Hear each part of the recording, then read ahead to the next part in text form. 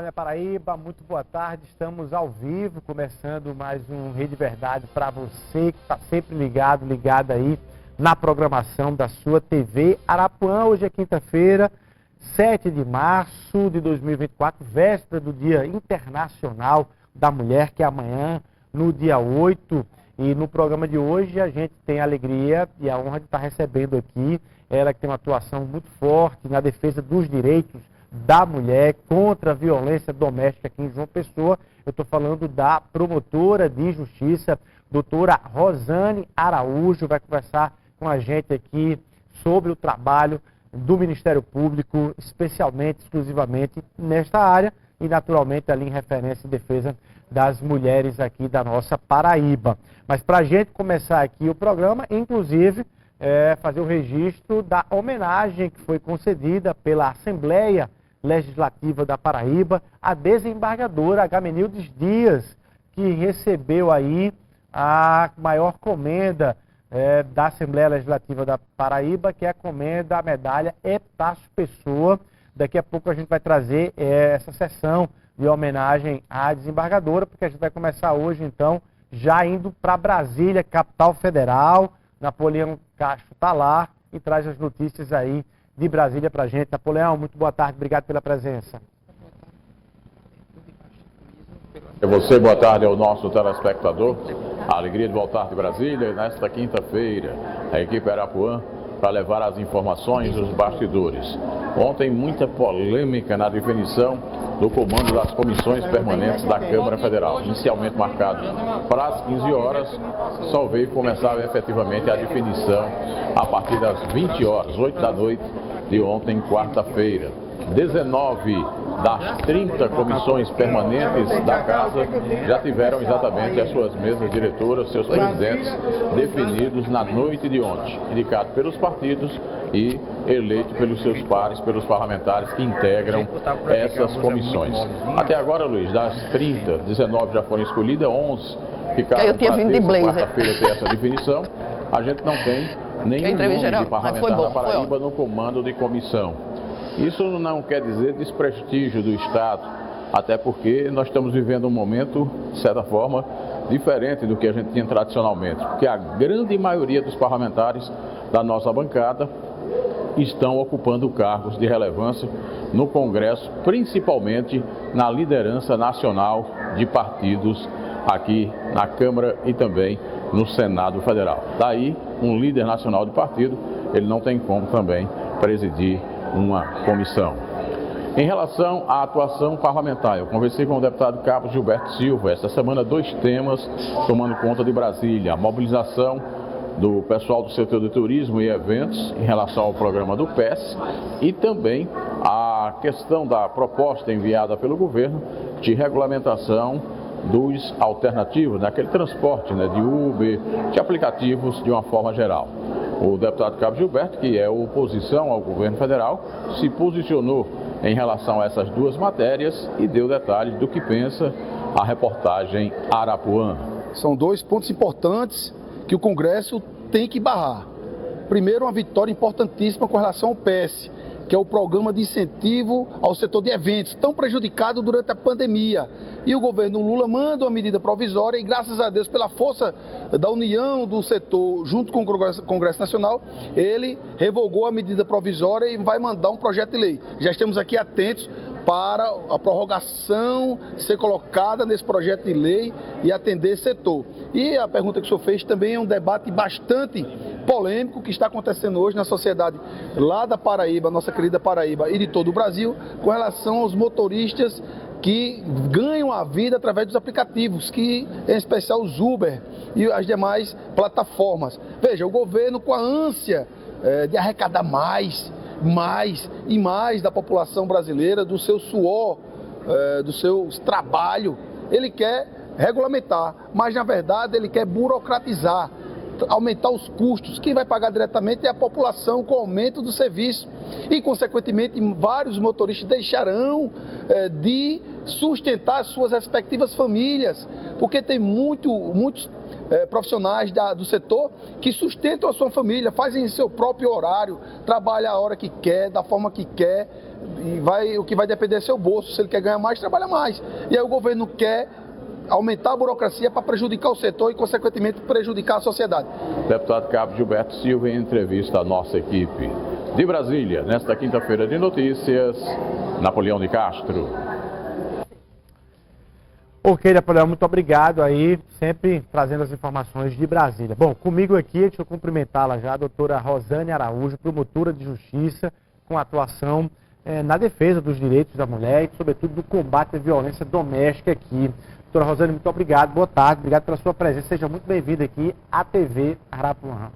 Eu que agradeço, obrigada pelo convite e vamos ao debate, porque a temática é sempre interessante e instigante. Bom demais. Para a gente ter ali uma noção, como é que o Ministério Público atua, né, especificamente nessa área de defesa dos direitos da mulher, na atuação do combate à violência doméstica aqui em João Pessoa, para que o nosso telespectador tenha uma noção. Para a gente começar um bom debate, primeiro definir o que é o Ministério Público. O que define a Constituição, o Ministério Público. Ele é uma instituição essencial e permanente que compõe o sistema de justiça. Para a defesa da ordem jurídica, o que a gente chama popularmente fiscal da lei, do regime democrático e dos direitos humanos, direitos individuais, os direitos indisponíveis, individuais e sociais. O grande âncora do sistema democrático de direito é a dignidade humana. Então, onde entra o Ministério Público, especificamente na questão do enfrentamento à violência contra as mulheres.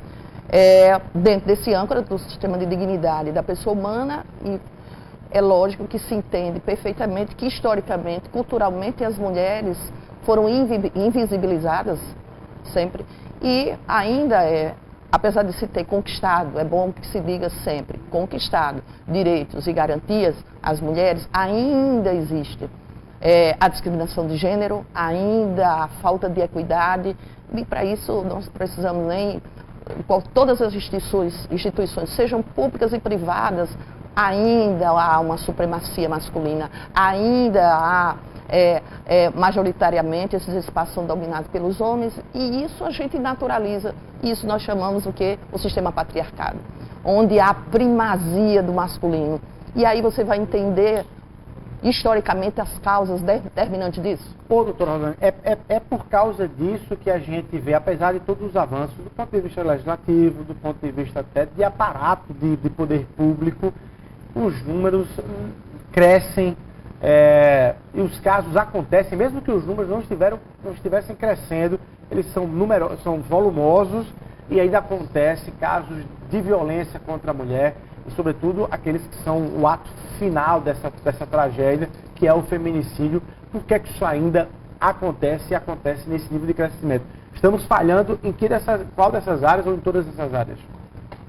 Isso não é uma resposta simples de se responder, porque a violência é um fenômeno complexo, multicausal. E sendo assim, as suas respostas, debelar a violência, é também um processo.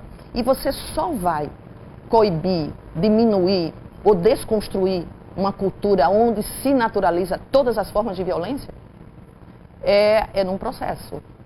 Ou seja, cultural. Você vai atingir as causas estruturantes do que leva à violência. Porque a violência, ninguém nasce violento, torna-se. Ninguém nasce amável, torna-se. Ninguém nasce ético, torna-se. Portanto, isso é comportamento aprendido. Entendeu? Então, quando a gente fica assim, é sempre muito doloroso para nós que estamos à frente do sistema de justiça, na rede de proteção à mulher. É bom que se diga que nós, a Paraíba, orgulhosamente, nós temos uma rede de proteção às mulheres vítimas de violência doméstica, uma das melhores do Brasil. Eu costumo muito dizer que a Patrulha Maria da Penha, ela tem um traço diferente da patrulha do resto dos estados, porque ela começa a proteger essas mulheres. As mulheres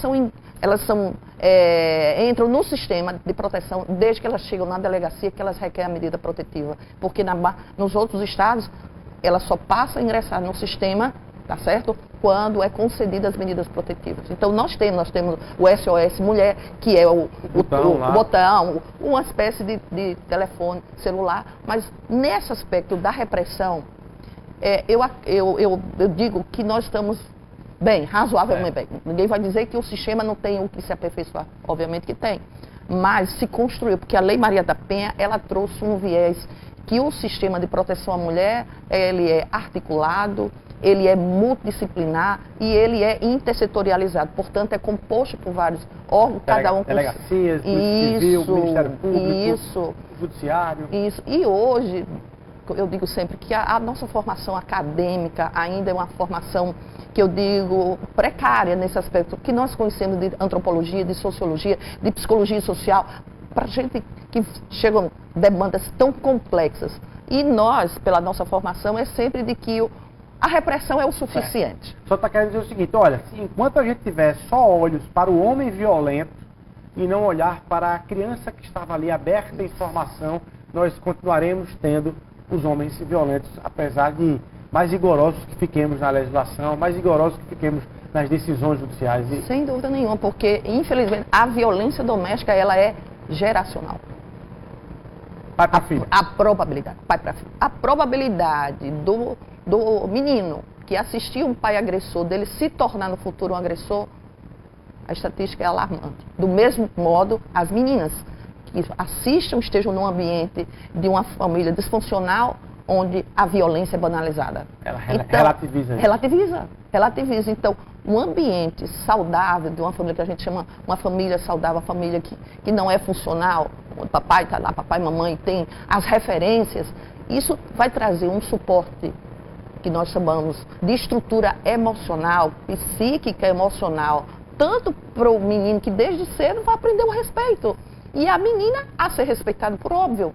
Então, quando a gente fala de tratar dessas causas estruturantes que historicamente as mulheres foram invisibilizadas, você pode imaginar, Luiz, o que é historicamente, onde estavam nós, mulheres, no curso da história da humanidade. Todas fomos invisibilizadas, na ciência, no conhecimento, em gestão, nas letras, na arte. Isso fomos invisibilizados, historicamente. Então, para fazer um reparo histórico, muitas vezes perguntam assim, doutora Rosana, para que a Lei Maria da Penha? Ela é uma ação afirmativa compensatória histórica, porque essa vulnerabilidade que a lei traz, ela é presumida por conta desse déficit histórico. Tanto é assim, eu digo de novo, que as demandas são tão complexas e a gente que lida todos os dias de entender esse fenômeno da violência, ela já é complexa, multicausal, como eu falei. E quando você faz esse recorte, que traz isso para dentro de casa, você imagina que aquele que me agride é aquele que me diz mais tarde, eu te amo, você pede desculpa. Então, é muito complexo. Eu digo que é uma criminalidade com suas subjetividades, com suas especificidades, e como tal é preciso entender esse fenômeno com essas complexidades. Então, trabalhar nas causas. Ainda há pouco foi perguntado. Família e educação. Sim. Família e educação. Pais e escolas. Foi perguntado. Você pode sugerir, eu digo, aquela escola, primeiro no ambiente de casa, obviamente, da tolerância, das diferenças. Eu digo sempre que mãe discrimina. Mãe tem 3 filhos, cada uma natureza. Mãe discrimina? Mãe não discrimina. Então, é dentro dessa política da inclusão, do respeito, vai ter divergência entre os irmãos, que é natural. É convivência, né? Isso é natural. Mas aí você vai aprendendo a conviver com a pluralidade, com a diversidade, a tolerância. A senhora está dizendo aí no rádio que o menino é criado para dizer menino não chora, homem não chora, então isso vai criando também essa... O homem tóxico. Nós, infelizmente, estamos ainda, claro que melhorou, mas ainda educando para os meninos serem meninos tóxicos. Do controle, do macho opressor, continuamos. Porque esses meninos que não têm esse papel, o que eles são vitimizados? Você é marica? Você é marica. Eu tive um caso de uma vizinha minha, lá com Isabel, que ele era sempre primeiro de sala, quando foi estudar em Campina Grande. Ele sempre era primeiro de sala, começou a dizer que ele era marica, ele começou a ter a nota baixa. Você pode entender como é complexo você tratar disso? Então, o sistema ainda, claro que melhorou. Nós ainda educamos os meninos. Você não chora. Você não é homem. Que homem é esse que nós estamos falando? Que homem é esse? É o bruto? É aquele que não sabe receber um não? Porque é isso. A A causa estruturante desencadeador do homem que bate porque a mulher disse, eu não vou não, eu chego do trabalho todo, chegaram cansados, os dois chegaram cansados, quem é que naturalmente vai à cozinha para o almoço? Ela. E se ela, e não faz, essa comida tá ruim, tá fria, tá com um pouco sal, você está entendendo? Então, nós continuamos, aquilo que ainda há pouco a gente falou, até quando que a gente vai dizer assim? Até. Ele é ótimo, mas ele até cozinha. Não, até cozinha não, ele cozinha todo dia, porque a casa tem que ter comida todo dia, todo mundo tem que fazer refeição. Nem que seja um dia um para um dia para o outro. Isso. Agora enquanto não se tem um olhar aprofundado de atuação em relação a isso, de mudança de família, escola, educação, a gente vai estar se deparando com casos da vida presente em relação a isso.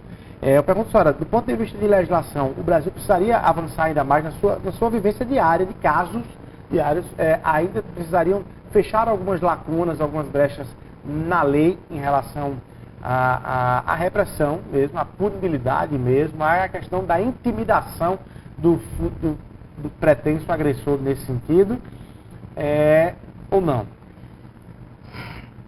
Eu ainda acredito que se tem que trabalhar na prevenção. Quanto mais políticas públicas aqui na prevenção, porque quando você trabalha na prevenção, você vai impactar o futuro. Quando a gente trabalha dirigido para a repressão, você está trabalhando no caos. E está na torcida aspa para que o caos aconteça. Olha o aparato que eu tenho policial, olha as penas muito severas, olha os presídios. Então, isso não vai impactar o futuro de forma positiva. Agora, quando você tem políticas públicas dirigidas, sim, para trabalhar, erradicar essas causas estruturantes, aí você está trabalhando na prevenção. Aí você vai impactar o futuro, aí você vai ter uma outra geração. Eu dou um exemplo toda vez. Os CIEPs do Rio de Janeiro, na época de Brizola, que era escola em tempo integral. Tu pode imaginar, 40 anos depois, o impacto que teria tido isso? Porque quando a gente fala da violência urbana, ninguém está dizendo que não tem. É alarmante, Mas eu, quando vou tirar plantão, audiência e custódia, é cada vez mais, Luiz. São meninos, com cara de meninos. Sabe aquele que a gente diz assim, o rapazote? Que nem tem cara ainda do rapazão? E isso eu fico, é intrigante. Como assim, essa juventude?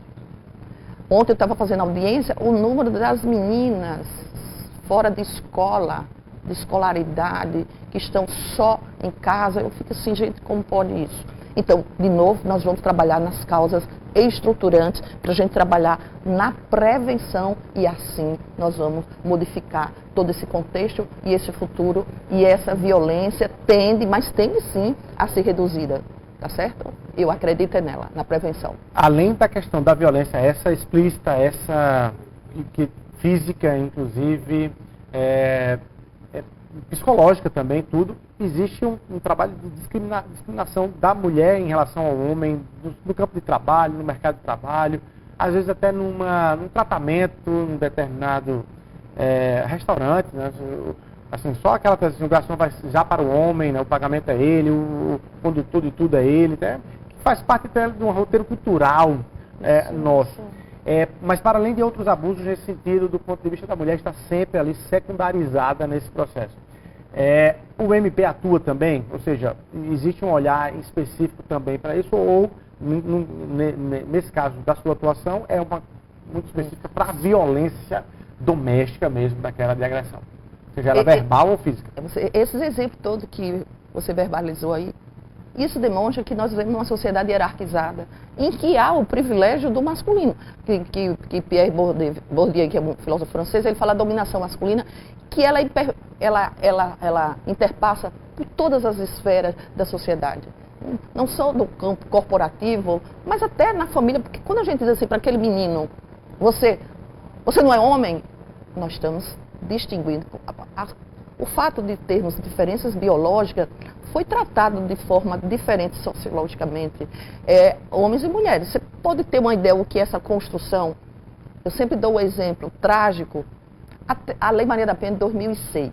Até 2005, os homens que respondessem processos criminais por cometimento de violência sexual, portanto, o exemplo do estupro, se ela viesse a casar, seria motivo para a extinção da pena, da punibilidade. Que absurdo. Então, a honra era dele, não era dela. Você está entendendo? Então, quando criou um outro sistema sobre a questão da dignidade sexual das mulheres, se tirou isso, eu digo, a Lei Maria da Penha de 2006, que é bom que se diga que ela foi fruto, né, da punição do Brasil, no caso especificamente de Maria da Penha, que a violência doméstica, ela é, aspas, bem com muita aspas, ela é bem democrática, ela atinge todas as camadas sociais. Então, Maria da Penha era uma bioquímica, ela conheceu o companheiro dela, com quem ela veio casar, em São Paulo, fazendo uma pós-graduação. Você está entendendo? Então o Brasil foi punido pela OEA e, em razão disso, uma das punições, uma das consequências disso era ter, no seu aparato legal, criar instrumentos para a erradicação da violência doméstica contra a mulher. Bom demais. Queria que a senhora diga como é que a mulher que está nos acompanhando aí, que eventualmente precise da atuação do Ministério Público especificamente, naturalmente tem outros braços, pode citar também, mas do Ministério Público, como fazer, como procurar nesse sentido. Vamos rapidinho para o intervalo comercial e a gente volta aqui conversando com a promotora de justiça, Rosane Araújo. Um minutinho só e a gente está de volta.